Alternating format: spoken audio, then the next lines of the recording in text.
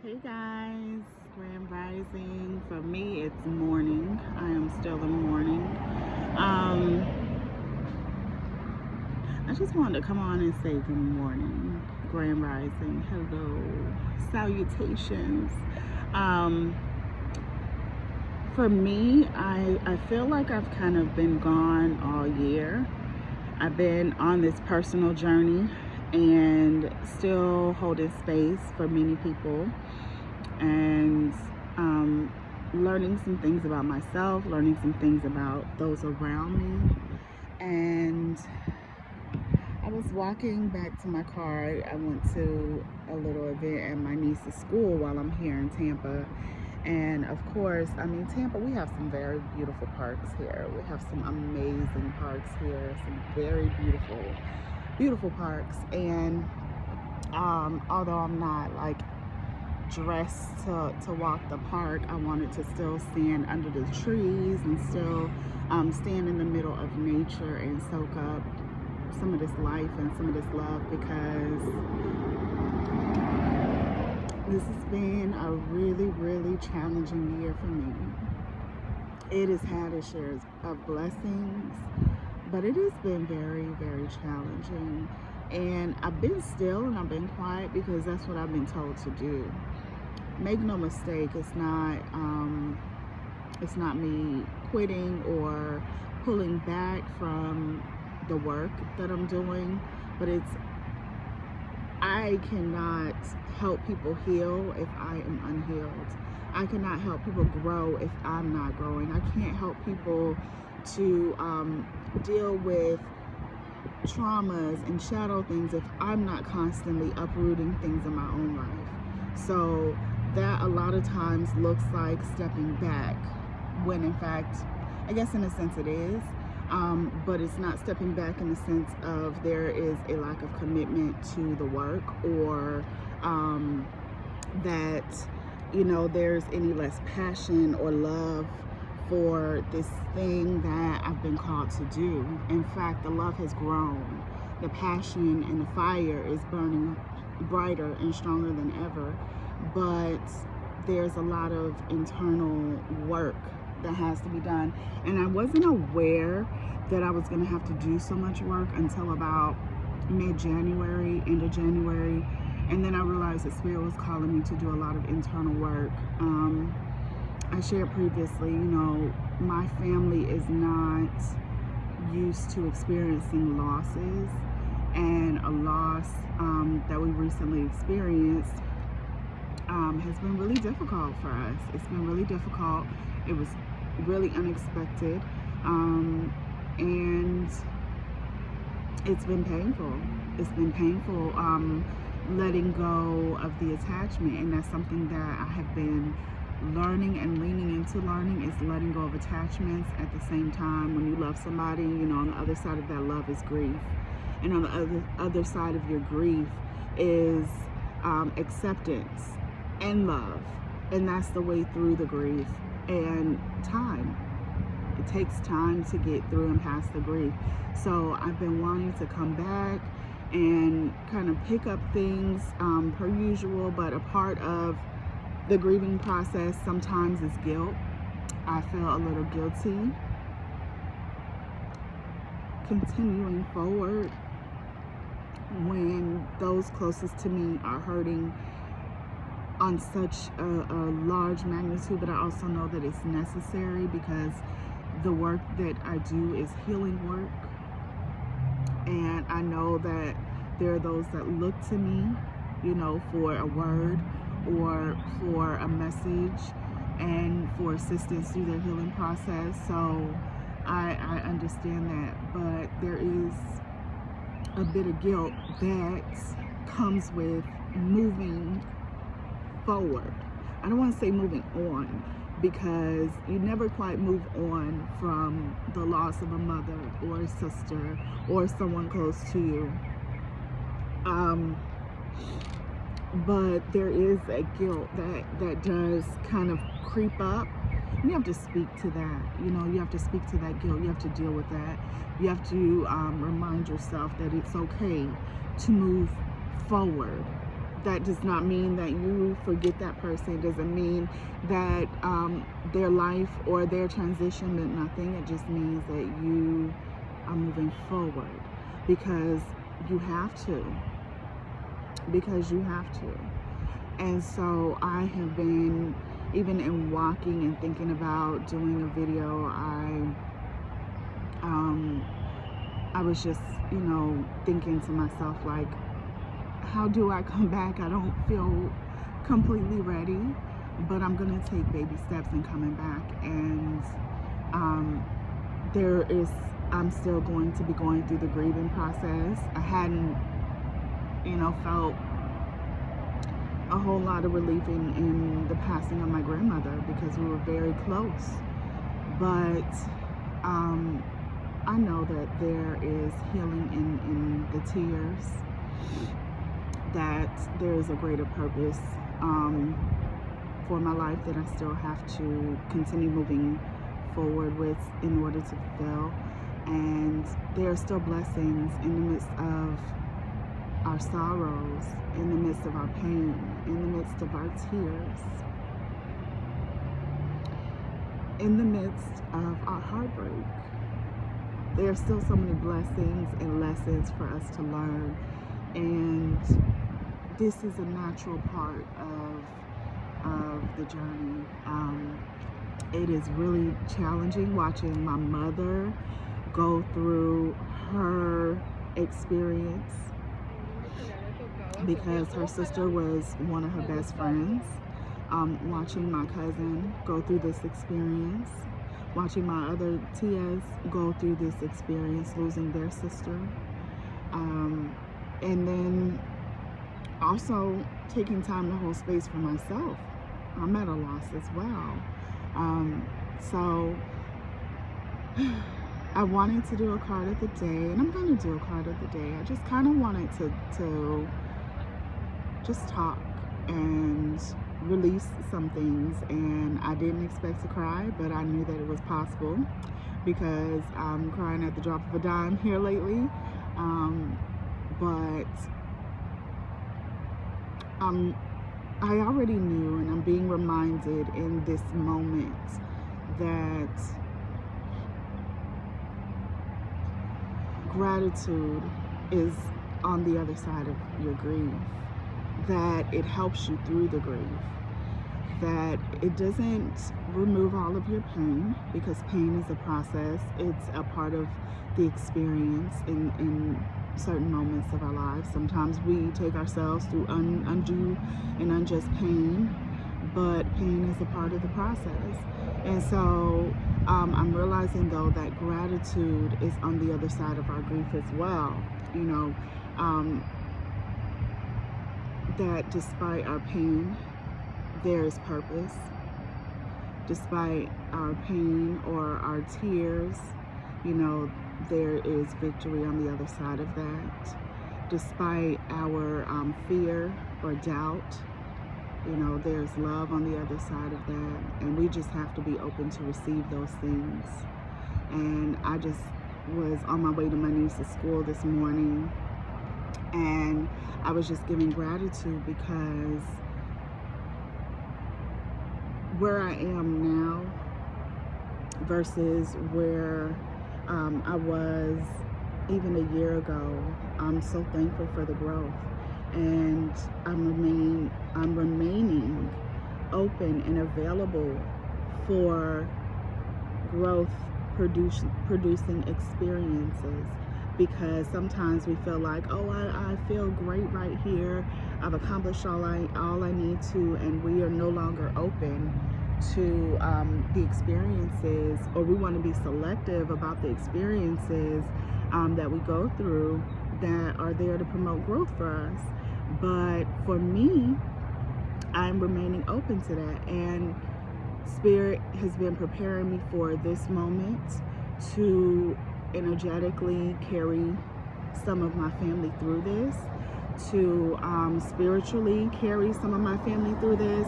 And it's not something that I expected, it's not a position I expected to be in at this time.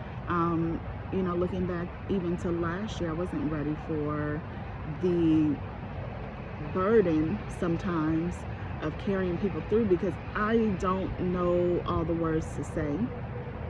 I don't know. You want to take a person's pain away. You want to take your own pain away, and you know that you just have to live through it. You have to walk through it, and it's difficult, it's challenging. So I'm gonna pull a card or two, and that'll be it. I'm gonna set this right here.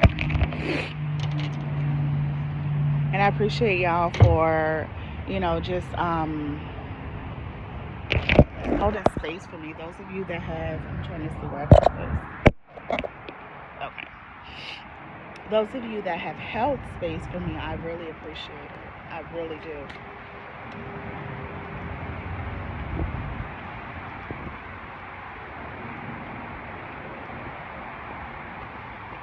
Alright, so let me pull a card real quick. And then I am gonna finish what I'm doing. Thank you. Appreciate it.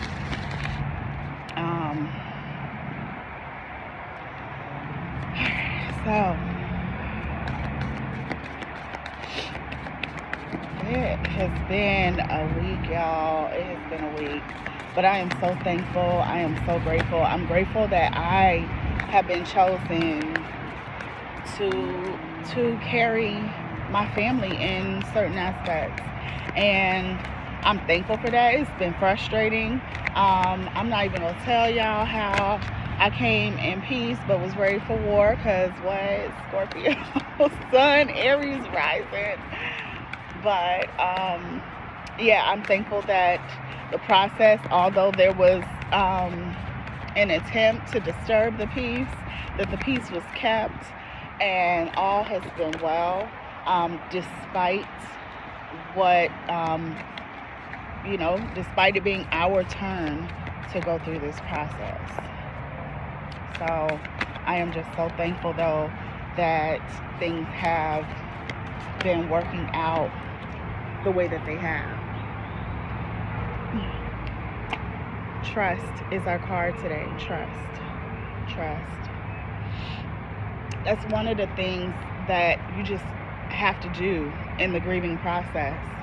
It's like all you can do is trust that the next moment will be a little bit better, that tomorrow maybe you will feel a little bit better, that maybe, you know, trusting that you did the right thing in certain situations, especially when it comes to having to have to make a decision for family members' transition or existence on this plane or the next. And that is a heavy crown for a lot of, I know a few people within my age range that have had to already make those decisions for their parents. And it's trust is one of those things that sometimes it is hard to give. It's hard to release our power, in a sense, to a situation, and trust that the divine is at the center of it all. Trust that the divine has our greater purpose and our greatest benefit and highest good in mind. And yes, it's easy to say that, but in the midst of a situation, it is really hard sometimes to just trust that there is a purpose behind our pain, to trust that we're going to be okay, because sometimes we're not okay. It don't feel okay. What we're going through is not okay. Life never is the same after certain situations. I got 2 more cards. Life is not the same after certain situations, and saying it's not it's going to be okay is not the answer. You know, it kind of, in a sense, diminishes a person's ability and grief experience, their ability sometimes to grieve in a way that will really benefit them by saying like it's going to be okay when it's not. Patience, a part of the grieving process really requires, not a part, the grieving process itself requires patience. We then had community. It is a definite part of the grieving process. And purification. Our tears are cleansing. Our tears purify us. Our tears help to piece us back together because it's a release. It's a release, so we can allow for our life to continue to move forward whenever we release that weight, that heaviness of our grief and our sorrow and our pain. So trust was our first card. Trust the divine. Trust that despite what you may be going through, and it may not even be the grief of a relative, it may be the grief of another situation, but trust that the divine has you, that you will make it through this. You just can't give up. You have to trust that there is still a purpose, a divine purpose for your life. Okay? Patience. Be patient with yourself during this process. There is no time limit or time constraint on grief. So be patient. Be patient with yourself. Be patient with others, because sometimes in our grief we are projecting our anxiety or our sorrow or our pain onto other people. And we have to learn to be patient with others and be patient with ourselves, because we may not have a perfect moment. We may not have a moment where we necessarily make the proper steps or make the best response to a situation that may be frustrating for us. We might actually really show that or project our disappointment, our anger, our sorrow, our fear, our pain onto someone else that has absolutely nothing to do with the situation. So patience is key in the grief process. Community is necessary. Don't feel like you have to do this alone. You don't have to go through this transformation, this transition alone. There is an entire community of people that are ready, willing, and able to support you throughout this process, okay? We also had transformation at the bottom of the deck, and I saw that earlier. I just wanted to share that with you guys. Transformation. Grief transforms you into a new person. So who you were prior to your grieving experience, you are now transforming into the new you. And sometimes that takes a little getting used to.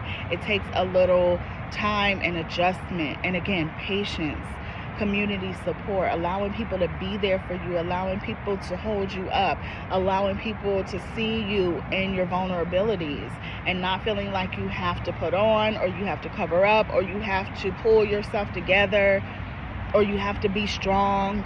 No. And especially when you have children, allow your children to see you in your grief state, because that is a very real place and they may find themselves there one day. Don't stay there in the pit of that, but go through the grieving process and allow your children and allow those around you that love you, that are trying to support you, to see you in your vulnerability. Then we have purification. Again, our tears are purified. Allow yourself to shed those tears over whatever the situation may be. Your loss may be, again, not a person. It may be a thing. It may be a situation. It may be something that you thought was going to turn out one way and it didn't. It turned out the complete opposite. You may have thought that a relationship was going to play out a certain way and it didn't play out that way for you. So you're grieving that, and that's okay. That's okay. We